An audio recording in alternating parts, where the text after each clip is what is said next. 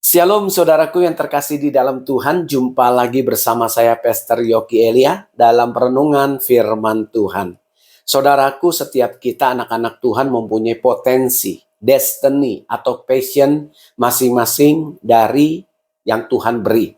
Jadi di dalam kehidupan ini kita tidak bisa mencontoh, mengcopy paste dari orang lain atau meniru dari gaya hidup orang lain. Ya contoh, di dalam melayani cara khotbah orang tersebut di media kita lihat, ya di media sosial kita lihat gaya khotbahnya, ya gaya gerakan-gerakan tubuhnya kita tiru, ya itu jangan, ya. Nah orang tersebut mempunyai ya gaya tersendiri daripada Tuhan, ya karunia tersendiri daripada Tuhan. Kita tidak bisa meniru.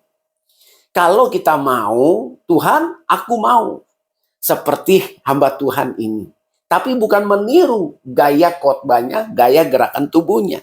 Tapi apa yang hamba Tuhan ini dapat, saudara harus tiru. Artinya dapat seperti orang hamba Tuhan ini, waduh dia kalau berkhotbah luar biasa ya karismanya gitu ya. Sepertinya bobot khotbahnya itu luar biasa. Nah kita tiru jangan. Tapi kalau kita mau hamba Tuhan ini bisa, saya juga bisa. Tapi tidak meniru ya. Apa yang kita dapat itu berdasarkan dari Tuhan kita sendiri. Ya, di dalam firman Tuhan di 2 Timotius 2 ayat 1 sampai ke 7, firman Tuhan katakan seperti ini. Sebab itu hai anakku, jadilah kuat oleh kasih karunia di dalam Kristus Yesus. Apa yang telah engkau dengar daripadaku di depan banyak saksi, percayakanlah itu kepada orang-orang yang dapat dipercayai, yang juga cakap mengajar orang lain. Ikutlah menderita sebagai seorang prajurit yang baik dari Kristus Yesus. Seorang prajurit yang sedang berjuang tidak memusingkan dirinya dengan soal-soal penghidupannya. Supaya dengan demikian dia berkenan kepada komandannya. Seorang olahragawan hanya dapat memperoleh mahkota sebagai juara apabila ia bertanding menurut peraturan-peraturan olahraga. Seorang petani yang bekerja keras haruslah yang pertama menikmati hasil usahanya. Ayat ke-7, perhatikanlah apa yang kukatakan. Tuhan akan memberi kepadamu pengertian dalam segala sesuatu. Pengertian dalam segala sesuatu. Minta hikmatnya kepada Tuhan. Minta pengertiannya. Ya, jadi kembali saya ulangi, jangan copy paste dengan orang lain.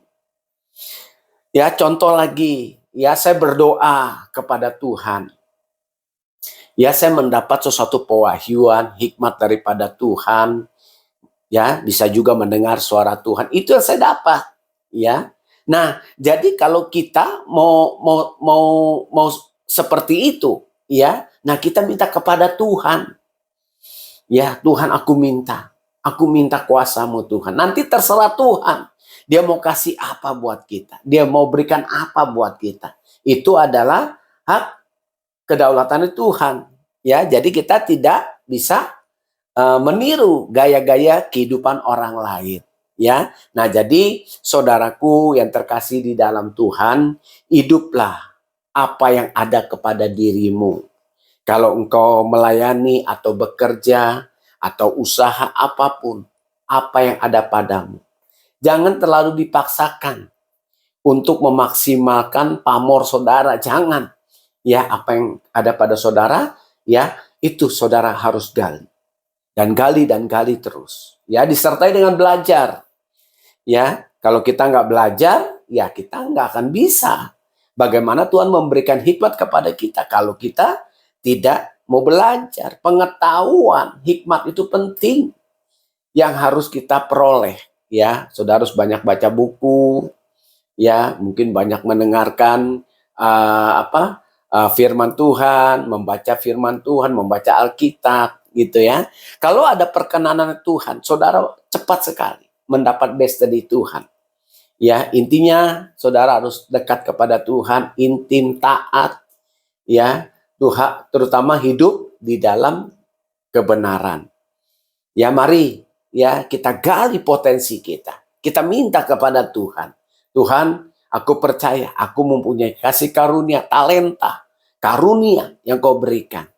Maka aku percaya aku bisa melakukan segala apapun. Karena Ada Engkau yang selalu menopang, yang selalu menolong aku. Salam pemulihan dan lawatan, Tuhan Yesus memberkati.